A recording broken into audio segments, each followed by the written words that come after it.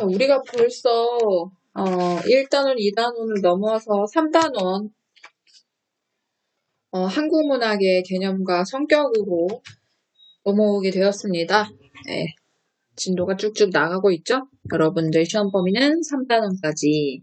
선생님이 수업한 거는 교과서 외 작품이라도 나옵니다. 근데 교과서 안에 있는 작품 중에 수업하지 않은 건 시험 범위에 해당되지 않아요. 요것을 여러분들이 잘 기억하면서 시험 공부해야 됩니다. 지금 놀면 안 되고 시험 공부 같이 꼭 해야 할 수 있게 미루지 말고 제때제때 좀 들으세요. 알겠죠? 자, 한국문학의 개념과 성격에서 우선 여러분들 교과서 116페이지를 펴주면 되겠습니다. 116페이지. 자, 한국문학의 개념과 범위. 한국문학이라고 하면 어디까지를 한국문학으로 볼 것이냐. 개념은 뭐고 범위가 어디까지이냐. 요거예요. 내용은 좀 간단한데 우리가 어떤 측면에서 생각을 하냐면 한글로 쓰여지지 않은 것도 한국문학이냐? 아니냐. 그 다음에 한국 사람이 꼭 써야 되느냐? 아니냐. 뭐 이런 것들. 그다음에 어떤 내용이 담겨 있어야 하느냐. 뭐 이런 걸로 우리가 한국문학의 개념과 범위를 이야기해 볼 수 있습니다. 그래서 여기 보면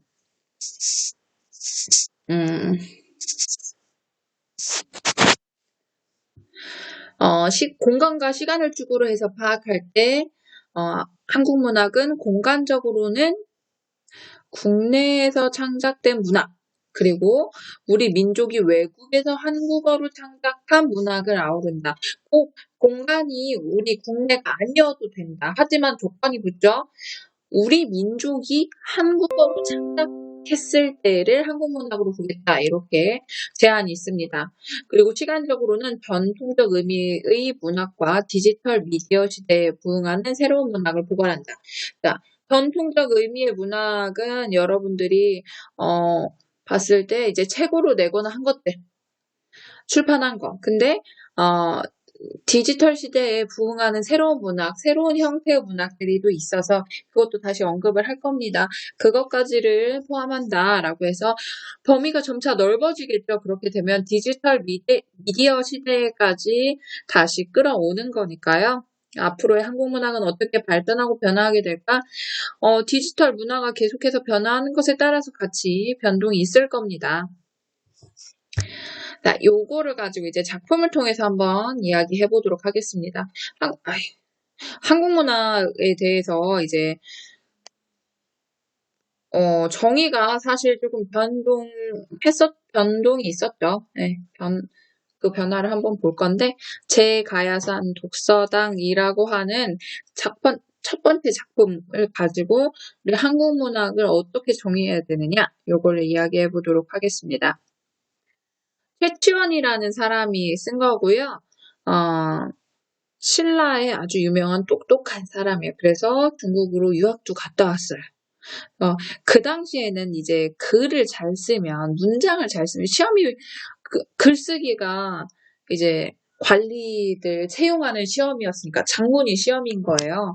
굉장히 잘 썼어요. 그래서 그걸로 이름 날렸던 사람이고요.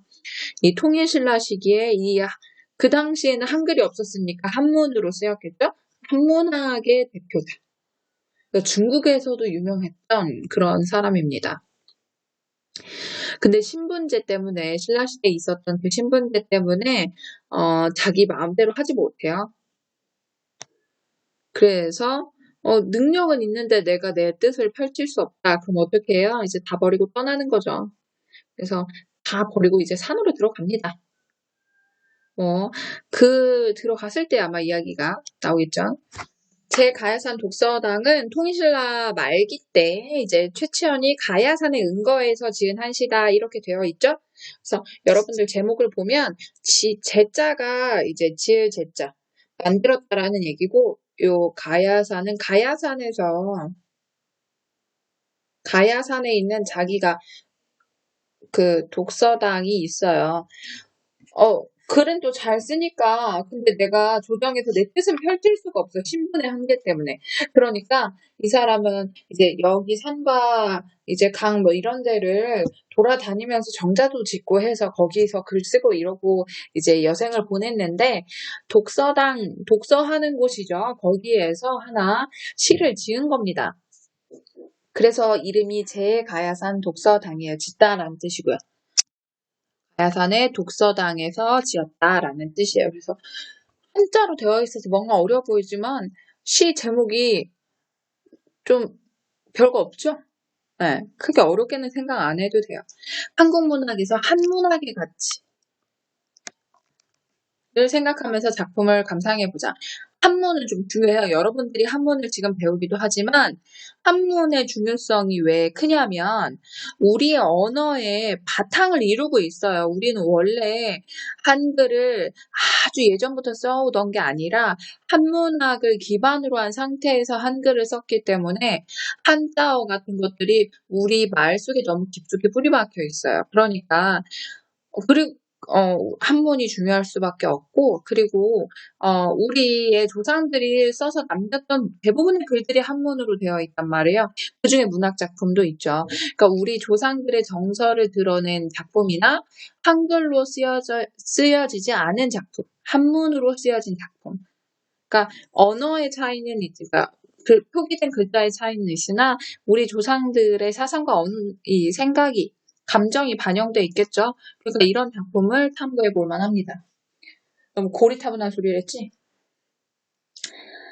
자, 근데 이거 한문학을 두려워할 필요 없어요. 왜?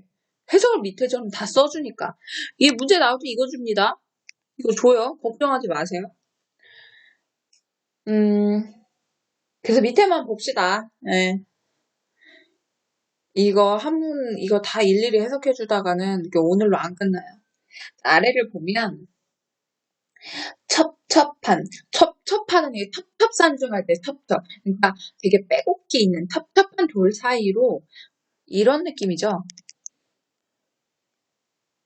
아, 그림이 이게 뭐야? 되게 첩첩한 느낌이지, 얘들아? 첩첩한 돌 사이로 미친 듯이 내뿜어 겹겹 봉우리에 울린대. 미친 듯이 어떻게 내뿜지? 이렇게 이런가? 뭐야? 사람 말소리야. 지척은 아주 가까운 거리인데 지척에서도 분간하기 어렵네. 항상 시비하는 소리 귀에 들릴까 두려워하기에 일부러 흐르는 물. 이게 무슨 소리인가 했더니 흐르는 물소리야. 물로 하여금 온 산을 둘러싸게 했네. 그럼 온 산을 둘러싸게 흐르는 물이 이렇게. 내가 이렇게 그림을 막 못 그린다고 생각 안 했는데 못 그리네. 느낌 있지?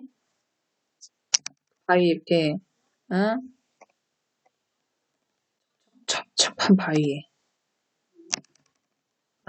지금 가야산에 독서당, 이런 독서당 어디다 짓겠어요? 물 흐르는 데다 앞에다 짓겠지.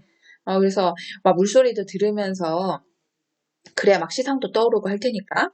약간 얘들아, 그림 있네? 내 거 그림이랑 너무 차이 난다. 세상에. 여기, 이게 텁텁한 바위의 사이에 이제, 미친 듯이 내뿜는다. 이 미친 듯이 내뿜는 모습은 거의, 내가 더 강해, 그지? 어쨌든 이거의 주체는 뭐냐? 계곡물이구나. 자, 본론으로 돌아가서, 요거는 계곡물 얘기하는 거구나. 라고 생각하면 되고요. 사람 말소리야 지척에서도 분간하기 어려울 만큼 사람 말소리를 이제 막아버리는 물소리가 들리는 거예요. 근데 사람의 말소리가 왜 나왔느냐? 항상 시비하는 소리, 시비비를 가린다고 하죠. 그러니까 분쟁하는 소리, 옳고 그른, 네가 맞네, 내가 맞네 하는 그런 갈등의 소리. 그러니까 시비하는 소리라는 것은 이건 속세의 소리예요. 속세에서 뭐 갈등하는 소리, 분쟁, 갈등, 이렇게 시비를 가리는 속세의 소리야. 그 속세의 소리가 들릴까 두려워한다. 나는 속세 소리 안 듣고 싶다라는 얘기죠. 속세가 안 좋아. 속세는 나한테 부정적인 대상이야. 근데 이 계곡물 소리가 이 속세의 소리, 사람 말소리도 분간하기 어렵게 만들어준다는 거는 이 계곡물이 속세와 나를 단절시켜줘요. 그래서 일부러라고 표현을 하죠. 이거는 화자가 의도가 있는 거예요. 그래서 어떤 의도를 지니겠어요? 속세의 소리를 듣지 않겠다는 의도죠. 속세와 단절하고 싶다는 의도예요. 그 의도가 바로 이 흐르는 물에 드러나는 거죠. 화자와 속세를 단절시키는 존재.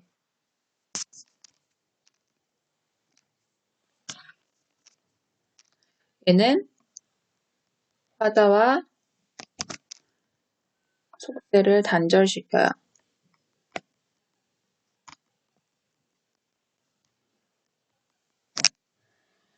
자연의 소리이면서 이 흐르는 물로 하여금 온 산을 둘러싸게 했네.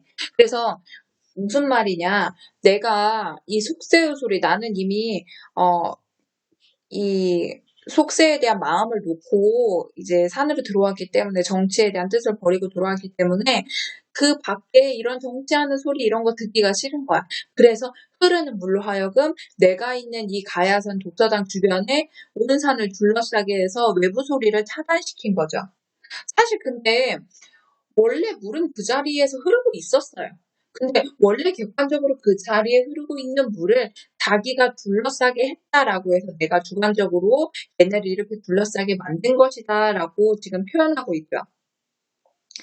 그럼 이거는 뭔가 시적 화자가 이 객관적으로 있는 자연물을 자기의 뜻대로 변화시켰다라고 지금 이야기하고 있는 거거든요. 이런 걸 조금 어려운 말로 뭐라고 하냐면 자연물의 주관적 전용. 진짜 변화시킨 건 아니니까 주관적 해석. 이렇게 조금 어려운 말로 이야기합니다. 자연물을 주관적으로 자기 생각대로 변화해서 쓰는 거예요. 해석했다라고도 이야기할 수 있고요. 네, 화자가 자기 소망대로 이 맨 마지막 행을 이야기하는 겁니다. 화자가 자기 자신을 소망대로 변화시켰다. 그리고 자기 의도를 드러냈잖아요. 일부러라고 하는 화자의 의도가 있잖아요. 화자의 주체적인 의지가 있어. 그리고 그 화자의 의지가 이제 자연물에 변화시켰다고 이야기하고 있으니까 이런 걸 자연물의 주관적 변용이라고 한다. 자신이 주변 지형을 조성한 것처럼 이렇게 만들어냈잖아요. 그래서 이 작품은 그 당시에 시적 화자가 처한 상황이 여러분들 119페이지에 있어요. 상황까지 같이 보면서 이야기를 할까? 태초는 중국에 유학해서 얻은 바가 많다고 생각해서 고국에 돌아와서, 그러니까 외국에 유학 갔다가 많은 신문물을 접하고 배우고 생각한 게 있으니까 내가 이 나라를 좋게 잘 굴러가게 하는데 큰 역할을 해야지라고 포부를 폈는데, 근데 의심과 시기가 많은 말세, 신라 말기였다고 하잖아요. 그죠? 그러니까 그때 한참 갈등이 많았는데, 게다가 얘는 그 신분도 그렇게 높지도 않고, 그러니까 용납되지 않아요. 그래서 외직 주변 변두리, 지방의 변두리 대상군의 태수, 그러니까 어떤 지방의 한 관리가 된 거죠. 그러니까 자기가 생각했을 때는 중앙 관리가 돼서 나라를 잘 굴러가게 하는데 큰 역할을 할 수 있을 것 같은데, 자기 자신을 그렇게 하지 못하게 만드니까 외부에서. 그러면 당연히 이 사람은 좌절할 수밖에 없죠. 그래서 최치원은 당나라의 관리로 있을 때부터 고국에 돌아와서까지 항상 난세, 어려운 시절을 맞이했다라는 얘기예요. 그래서 처신하기가 어려웠고 곧잘 비난을 받기도 했어. 시기질투 하겠지. 뛰어난 사람이니까. 뛰어난 인재는 항상 질투를 받죠. 야, 네가 그렇게 잘났어? 막 하면서. 그럼 제가 하자는 대로 했다가 제가 더 높이 올라가면 그 나머지 관리들은 그러면 제가 권력과 부를 다 주는 거 아니야? 이렇게 생각할 수 있으니까 견제를 하는 거죠. 그 견제를 너무나 많이 받았어요. 그래서 스스로 불우함을, 나는 능력이 있는데 이렇게 쓰여지질 않는구나 한탄하고 다시는 벼슬길에 올라가지 않기로 해요.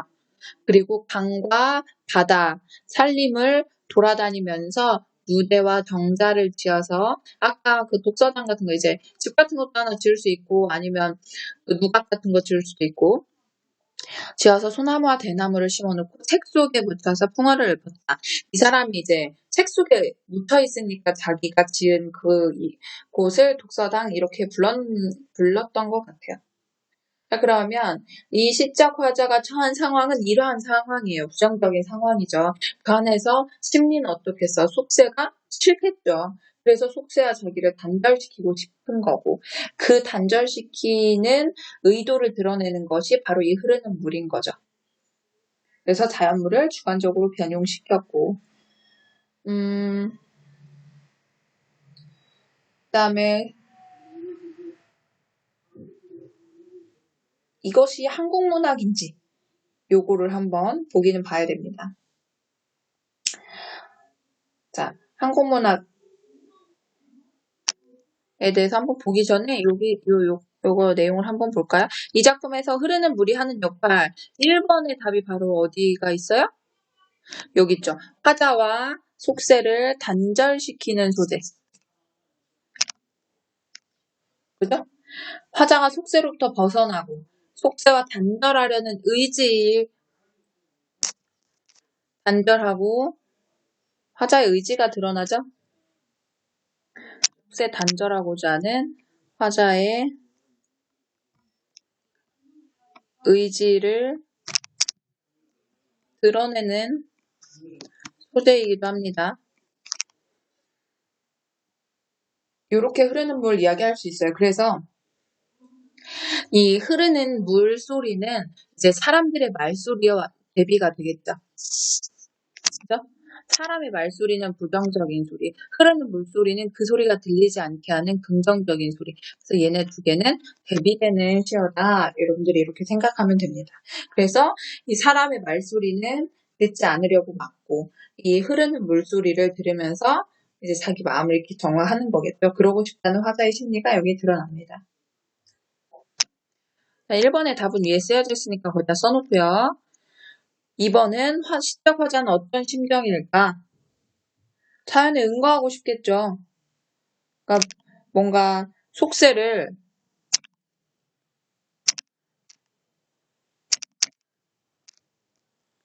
당연히 속세에 대한 부정적인 인식이 있지. 속세를 부정적으로 인식해요. 왜냐하면 자기의 능력을 알아주지 않으니까. 그래서 이 속세에 대해서 부정적으로 인식하고 여기에서 세상에 나아갈 것이 아니라 세상에 응거하고 싶다. 자연 속에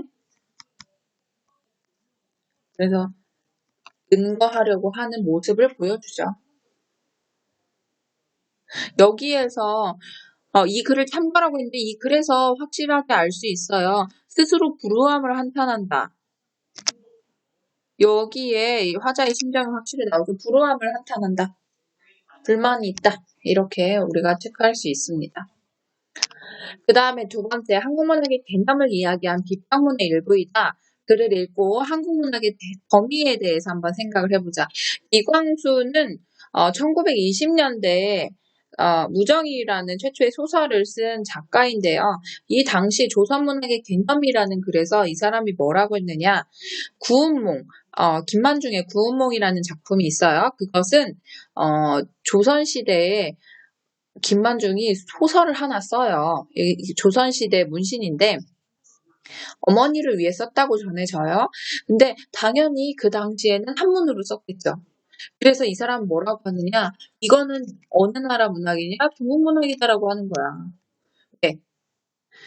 그 취재라고 해서 그 소재나 제재를 중국에서 얻어서 중국 문학이 아니라 그 글이 중국 문이기 때문에 한문으로 써져서 그랬다는 거예요.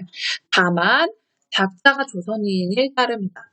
헌안설원의 시도 그 허균의 누이죠. 너무 일득요절했던, 하지만 재능은 뛰어나서 자기 남편보다 재능이 좀 시장에 재능이 있었어. 근데 남편은 이제 맨날 바람 피고 이제 밖으로 돌고.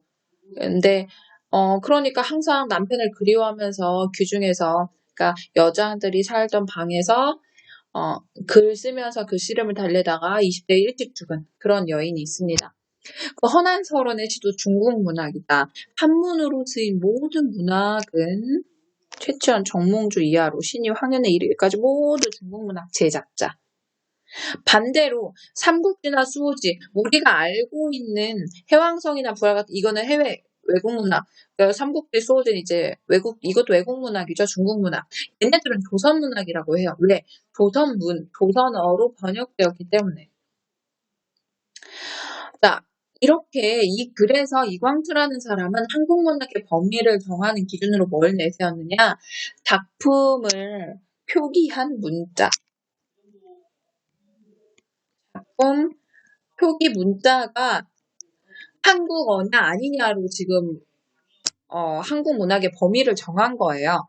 최지원은 중국 문화 제작자였다는 주장에 대해서 생각을 말해보자. 그럼 우리는 생각을 해봐야지. 그렇다면 진짜로 한국어로 제작되지 않은 작품들,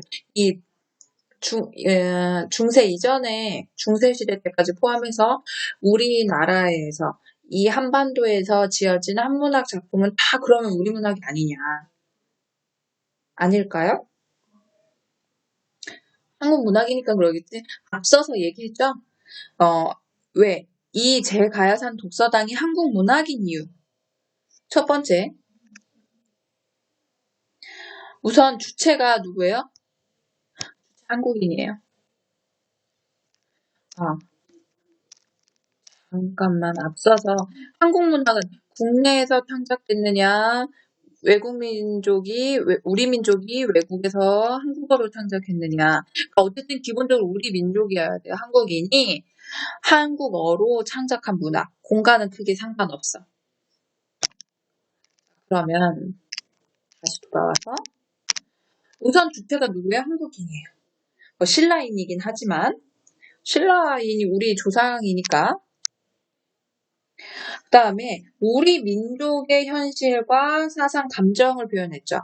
우리 민족의 생활 현실, 사상, 감정을 표현했어요. 그리고 한문은 한글 창제 이전에는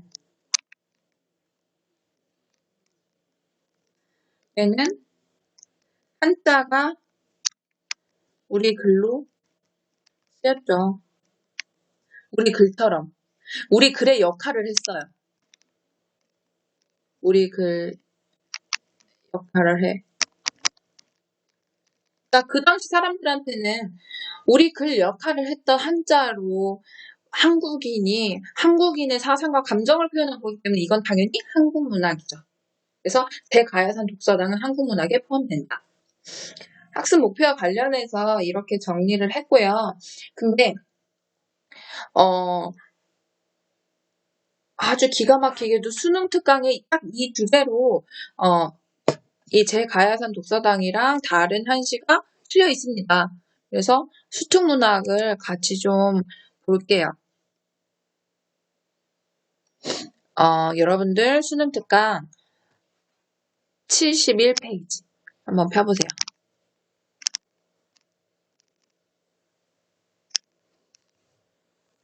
여러분들 수능 특강 71조 보겠습니다.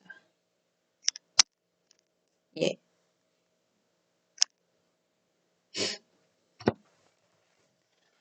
대가야산 독서당은 방금 설명했으니까 여러분 알 거고, 그 다음에 양태사의 야청도이성이라고 있어요. 그것을 한번 보겠습니다.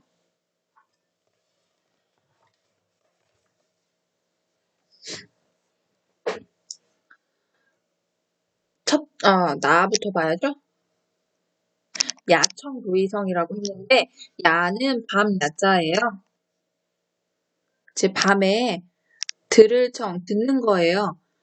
옷을, 도의는 옷 의자잖아요. 옷을 다림질하는, 옷을 두드리는 소리를 듣는 겁니다.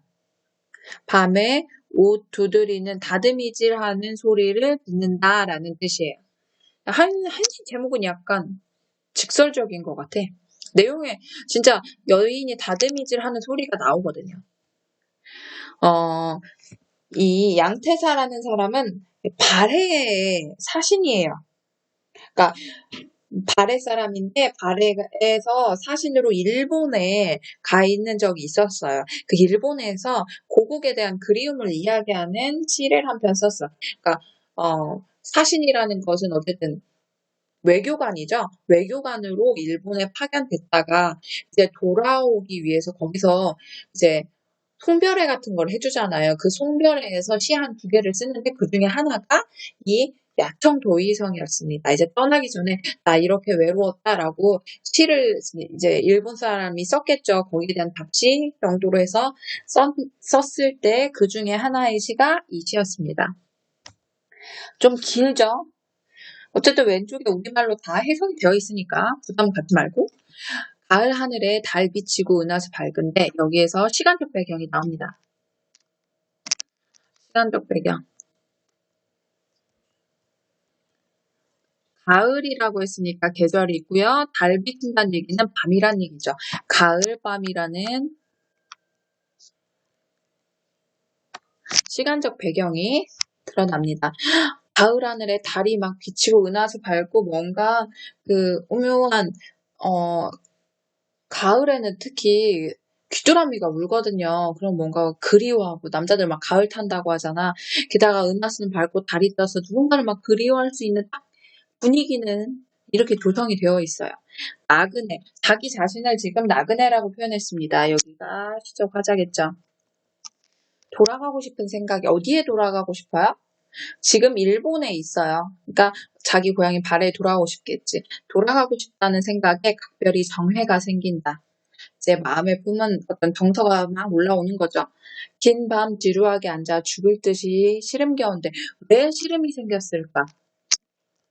고향에 대한 그리움 때문에 시름이 생기겠죠. 문득 이웃 아낙네의 다듬이질 소리 들려오네. 또 이웃 아낙네의 다듬이질 소리는 이 사람이 고국에 대한 그리움이 있는데 이 시름을 더 고조시키는, 그러니까 이 사람이 여러 가지 생각을 하게 되는 매개체예요. 그래서 시상을 전개시키는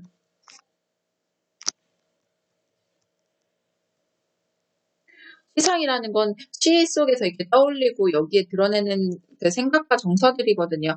이것을 떠올리게 하는 매개체인 거예요.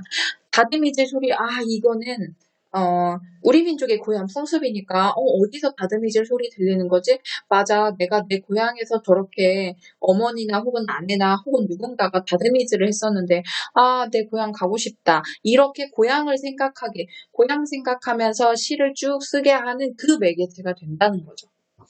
바람에 실려오는 소리 끊어질 듯 이어지며 미친 듯이 다듬이질 하는가 봐. 여러분들 다듬이 본 적 없을 거예요. 다듬이는 이렇게 돌이 있어, 다듬이돌. 난 예전에 우리 할머니가 이 여름 모시옷을 다듬이에 다리 놓고 진짜로 다듬이 방망이로 다듬이질을 하셨어. 조선시대 이야기 같지만 우리 할머니가 93세에 몇 년 전에 돌아가셨는데 옛날 분이셔서 다듬이 방망이 못 그리겠는데? 이렇게 대충 이렇게 생긴 다듬이 방망이 두 개가 있어요. 그래서 이 다들 여기다 옷을 이렇게 올려놓고 막 두드리는 거예요. 그러면 이제 쭉쭉 펴지는 거지. 지금의 다리미와 비슷한 역할을 하는 거죠. 문득 바람에 실려오는 소리 끊어질 듯 이어지며 밤 깊어 별 기울도록 밤티도 멎어들질 않네. 달 비치고 아까 가을밤 얘기했는데 밤이 깊어서 별이 기울도록 이건 뭐예요? 시간의 경과를 드러내주는 거죠. 잠시도 멎지를 않네. 계속 다림질을 하고 있는 거예요. 고국을 떠나온 뒤로는 들어보지 못했는데, 여기에서, 이 사람이 왜 지금 이야기하고 있는지가 나오죠. 지금 타양에서 듣는 소리 서로 비슷하다. 타양은 일본이고, 여기서 듣는 소리가 서로 비슷하다. 이거 무슨 얘기야? 고국을 떠올리는 거예요.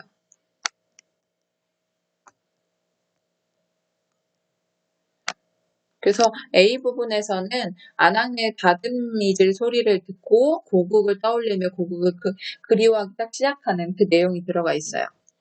B.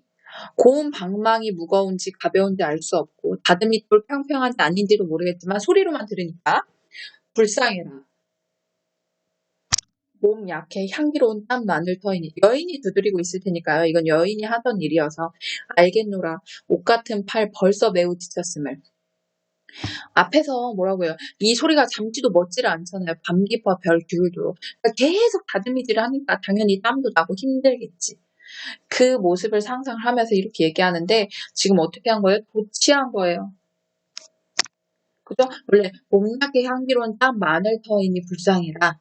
옷 같은 팔 벌써 매우 지쳤음을 알겠노라 이렇게 하는 거죠. 근데 강조하느라고 지금 도치해놨습니다.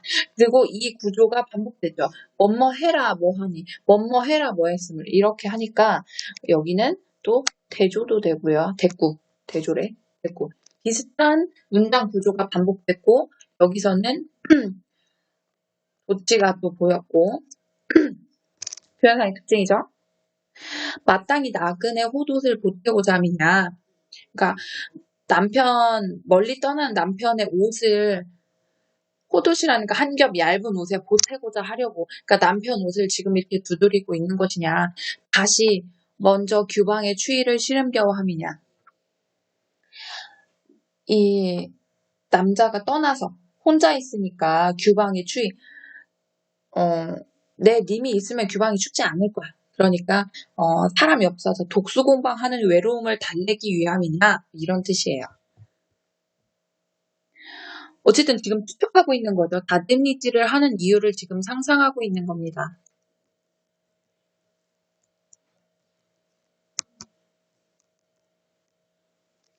비록 얼굴 모습 단절되어 있어 물어보기는 어렵지만 아득한 그 마음이 까닭없는 원망은 아니리라.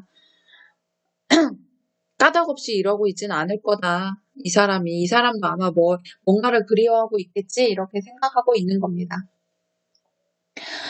이국 땅에 머물면서 새로 사귄이 없었는데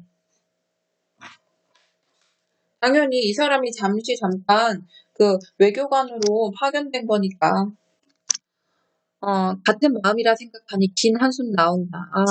이 사람도 이거 지금 다듬이질 하는 사람도 누군가를 그리워하고 그러고 있겠지라고 생각하니까 한숨이 나오는 거죠. 마음이 심란하니까 동병상련의 마음이 드는 거죠.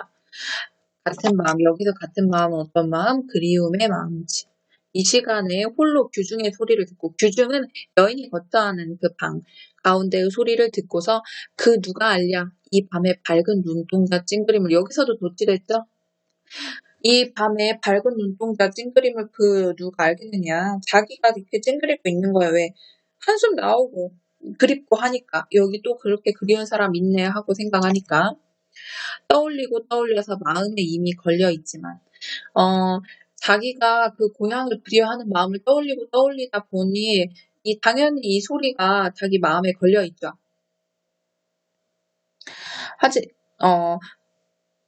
자기가 고국을 그리워하는 외로움이 없다고 하면 그리움이 없다고 하면 사실 이 소리가 그렇게 의미 있게 들리진 않았을 거예요. 근데 고국에 대한 그리움이 워낙에 크니까 다듬이질 소리 하나 조금 들었을 텐데 그 소리 하나에도 이렇게 반응을 하는 거죠. 그래서 자기 마음에 걸려있다라고 이야기를 하겠지. 거듭 들어봐도 꿰뚫어 알아차릴 수 없다. 저 여인이 뭐 때문에 저렇게 다듬이질을 해 가는지 알아차릴 수는 없지. 직접 본 거 아니니까. 그래서 궁금해서 그 꿈에라도 소리 나는 곳 찾아가 보려 하지만 다만 시름이 많아서 잠들 수가 없다. 이 시름의 원인이 뭐예요?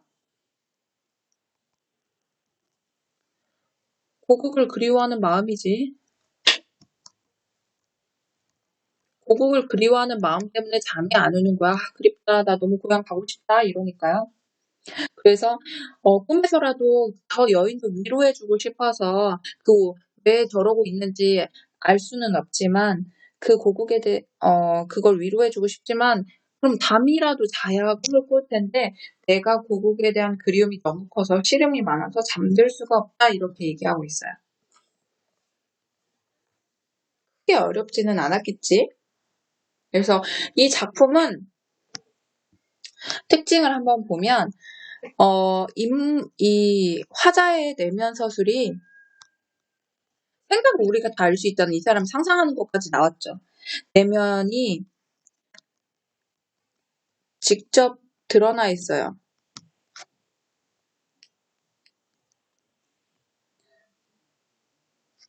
내면을 직접적으로 드러내면 이렇게 할까?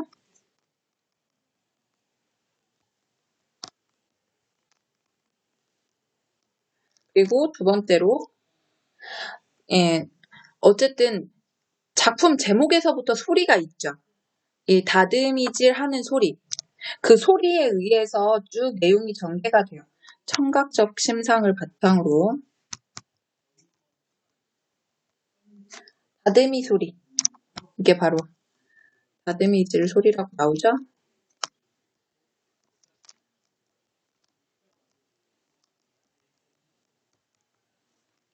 시상이 전개됩니다. 그 다음에 세 번째,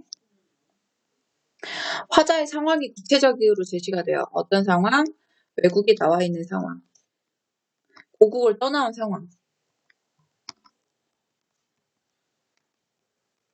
태향이라고 이렇게 나와 있잖아요. 그리고 감탄형 어미가 많이 나옵니다.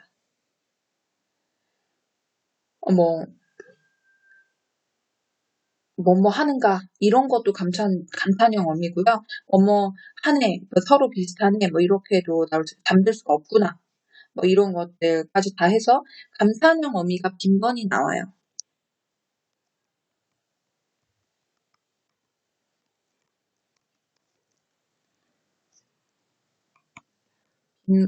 빈번하게 활용됩니다. 감탄한다는 것은 정서가 드러나는 거죠. 그래서 정서를 강화해요. 이 정서는 뭐겠어? 그리움의 정서. 뭘 그리해? 고국을 그리워하는 거. 이렇게 내용 작품의 특징 정리할 수가 있어요. 이런 거 다 감탄형 언니예요. 그걸 누가 알겠느냐? 아, 불쌍해라. 엄마 알겠다. 이러다 잠들 수가 없다. 이런 것들 다. 자, 그래서 이것과 관련된 문제를 여러분들 다음 쪽에 있죠. 한번 보면 화면이 너무 작지? 자, 가와 나에 대한 이해로 적절하지 않은 거라고 이렇게 나왔어요. 자, 가에서 미친 듯 뒤척여도 분간하기 어렵다. 얘는 이제 물소리 이야기하는 거 맞고요. 일부러는 화자의 의지, 속세와 단절하려는 화자의 의지를 드러낸다고 이야기했습니다.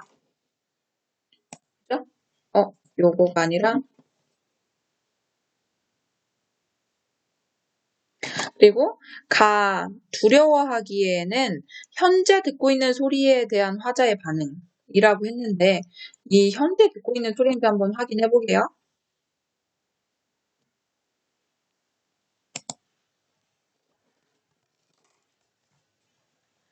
자, 두려워하기에 뭘 두려워했냐면 여기에서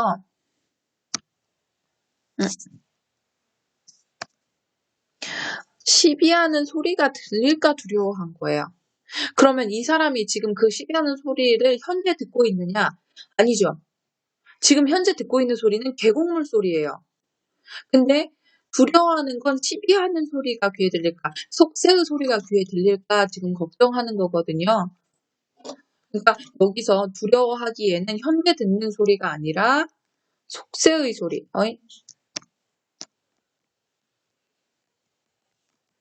속세의 소리에 대한 화자의 반응인 거죠. 그죠? 그러니까 요거는 아니지. 팀이 지금 가 하나만 가지고 먼저 1번부터 5번에서 해결할 수 있는 거 먼저 탁탁 해결했죠. 문제 풀 때도 그렇게 풀어야 돼요. 가와 나를 동시에 보면 내용이 너무 많으니까 오류가 많이 생길 수 있어요. 그래서 가로 먼저 쫙 보고 나로 먼저 쫙 보고. 근데 운 좋게도 가로 봤을 때 5번에 답을 찾았지. 왜 헷갈리냐면 나의 긴 한숨 나온 애는 현재 듣고 있는 소리, 이 다듬이질 소리에 대한 반응이라고 할 수 있어요. 그죠? 이 다듬이질 소리를 들으면서 아, 저 사람도 같은 마음이겠구나 하면서 한숨을 쉬는 거거든요. 그러니까 가와 나를 같이 봤을 때 나까지 읽고 요 5번을 한꺼번에 해결하려면 요건 맞네 하고 앞에 것도 맞다고 생각할 수 있거든요. 그러니까 작품 두 개를 분리해서 보는 것이 오류를 줄이는 데 훨씬 더 효과적인 방법입니다. 1번에 5번이 답이다. 이렇게 정리하고 넘어가면 되겠죠? 자, 그 다음에 나에 대한 설명. A에는 시간적 배경을 제시해서 그럼 우선 여러분들이 확인할 건 시간적 배경, 시적 배경. 시간적 배경이 아니라 시적 배경이구나. 시의 배경을 제시했는지 이 다듬이질 소리가 고향에서 듣던 소리가 다를 바 없다. 비슷하다라고 여기는 생각이 드러나 있다. 자, 요거 찾으면 되겠지. 자, 시적 배경 A에서 가을 하늘에 달 비치고 은하수 밝다. 이 배경이 들어가 있죠? 자, 이 생각에 이제 돌아가고 싶은 생각하고 있는데 다듬이질 소리가 들리고 있으니까 1번은 맞다고 할 수가 있습니다. B에서 다듬이질 소리가 잠시도 그치지 않았다는 점을 근거로 여인의 모습에 대한 상상. 보면 B에선 여인의 지금 모습을 상상하고 있죠. 불쌍해라, 땀 많을 터이니 팔 매우 지쳤겠다. 이것의 근거가 어디에 있어요? 근거는 여기에 있습니다. 잠시도 멎지를 않는다. 소리가 끊어질 듯 이어진다. 그러니까 소리가 계속 이어지네. 이 사람 계속 이렇게 두드리면 너무 힘들겠다. 이런 생각을 하게 만드는 거죠. 그러니까 얘도 맞고 C에는 이웃 나낙네가 다듬이질 하는 이유에 대한 추측을 제시합니다. 자, C의 추측이 나와요. 이거 함이냐. 그러니까 자기 떠난 남편의 또 옷을 지금 다리고 있는 것이냐, 아니면 복수공방 하는 그 외로움을 달래려고 지금 저러고 있는 것이냐, 이렇게 상상을 하죠. 물어보기 어렵지만 그 마음이 뭔가 그냥 아무 원망 없이 이걸 두드리고 있는 건 아닐 거다, 이렇게 이야기하고 있어요. 그럼 앞에 추측은 제시했어. 근데 그 추측을 확인할 수 없어서 아쉽다. 이거는 안 드러나 있죠, C에는. 그러니까 여기가 틀렸다라고 생각해서 3번으로 해주면 됩니다. 나머지는 여러분들이 확인하면 알 수 있을 거고요. 그 다음에 마지막, 우리의 학습 활동하고 가장 관련 있는 내용이 3번에 나왔어요. 한국 문학에 대한 정의와 작품에 관련된 정보를 한번 보자. 한국 문학의 정의. 한국인이 한국어로 한국인의 사상과 감정을 표현했다. 이게 드러나야 되거든요. 어쨌든 최초는 신라시대의 문인, 양태산은 발해시대의 문인. 신라와 발해를 다 우리의 그 조상들, 발해인, 신라인은 우리의 조상으로 생각하면 한국인이라고 할 수 있어요. 하지만 한국어로 쓰이진 않았죠. 한자어로 쓰였어요. 하지만 그 당시 사람들에게는 글이 한자어밖에 없으니까 당시에는 한자어가 꼭 우리 글처럼 사용이 되었던 거죠. 그러니까 얘도 이제 포함시킬 수 있다고 생각하고, 그러면 한국인의 사상과 감정을 표현했느냐? 고향이든 그리움도 표현했어. 충분히 느낄 수 있어. 그리고 이 속세에서 지친 마음을 이제 속세와 단절시켜서 내가 거기서 품고 싶어. 이 드러냈다고 할 수 있죠. 그러니까 사실 이 두 작품 모두 다 한국 문학에 포함시킵니다. 자, 가는 온 산을 둘러싸게 했네를 통해 자연에 머물고 싶은 화자의 심정을 표현했는데, 한국인의 사상과 감정을 표현한 것인지는 한국 문학에 대한 현대의 정의로는 판단할 수 없겠군. 자, 이게 한국인의 사상과 감정인지는 여기 정의에 구체적으로 자연에 머물고 싶다. 이렇게 얘기해주진 않았으니까 판단하기 조금 어렵긴 하지만 자연과 함께 물화일체하는 모습을 우리 사상과 감정으로 생각할 수 있죠. 판단이 약간 애매하긴 해요. 나의 지금 타향에서 듣는 소리를 통해 작가가 타국에 있다는 점을 알 수 있다. 이 작품이 창작된 지역은 고려되지 않겠구나. 왜? 이 한국 문학의 정의에 창작 지역이 나오진 않았잖아요. 그죠? 그러니까 우리가 이 창작 지역이 타국이어도 작품이 창작된 지역은 한국 문학 여부를 판단하는데 고려되지 않아도 됩니다. 여기 정의를 봤을 때요. 3번. 나의 씨름은 고향을 그리워하는 마음에서 비롯된 건데 고향에 대한 그리움이 한국인의 보편적인 감정이라고 하면 한국인의 사상과 감정을 표현한 거죠. 그러니까 내용적인 요소를 충족했다고 할 수가 있어요. 이게 내용적 요소고요. 한국인이어야 된다, 한국어로 해야 된다. 이게 형식이에요. 이 조건을 갖춰야 되는 거. 가와 나 모두 한시에 해당되는데 한국어를 판단 기준으로 삼으면 한국 문학에 대한 포함 여부가 달라지겠죠. 꼭 한국어여야 된다 하면 얘네들은 한국 문학 아닌 거예요. 근데 그 당시의 상황을 고려해서 이 한자어가 한국어처럼 쓰였다고 해서 얘를 한국 문학으로 받아들인다면 그것도 오케이 할 수 있는 거죠. 5번. 흐르는 물소리를 나는 이웃의 안악내 다듬이질 소리를 감각적으로 제시했다고 하고 있는데 한국 문학의 형식적인 요소를 고려한다고 하면 자, 어떤 심상의 감각적 제시가 한국 문학의 형식적인 요소는 아니에요. 한국 문학의 정의에서 다양한 감각적 심상을 활용해서 표현한 언어 예술이라고 안 했잖아요. 그러면 이건 한국 문학이 꼭 갖춰야 되는 형식적 요소는 아닌 거예요. 그래서 이것 때문에 가와 나를 모두 한국 문학에 포함된다고 볼 수 있다? 이건 아니지. 그죠? 감각적인 제시가 청각적 심상을 감각적으로 제시했다. 요거가 필수적인 형식 요소는 아닙니다. 그래서 답은 5번이라고 판단하면 됩니다. 한국 문학이니까 나왔겠지. 한국 문학 아니어도 되기도 하는데. 여기까지 해서 오늘 작품 2개를 같이 봤어요. 우리 교과서에 나와 있는 제 가야산 독서전도 봤고 그리고 수특에 같이 제시되어 있는 야청도의 손까지 봐서 한국 문학의 개념을 한국인이 한국어로 한국인의 사상과 감정을 담은 건데 우리 조상들이 한국어가 막 공용되지 않았을 때 썼던 이 한자어로 쓴 이 작품까지도 우리는 한국 문학으로 포함시킬 수 있다. 여기까지 우리가 배워봤습니다. 잘 정리할 수 있겠죠? 여러분들 이번 시간 댓글은 교과서에 있는 학습활동만 댓글로 해서 올리면 되고요. 요것도 그냥 다 같이 시험 범위 내가 수업했으니까 시험 범위에 들어갑니다. 교과서 학습활동을 그냥 댓글로 달아주면 돼요. 시험 준비를 할 거면 당연히 수능 특강도 하겠지. 그치? 할 거라고 생각합니다. 잘 정리해 놓으세요. 오늘 수고했습니다.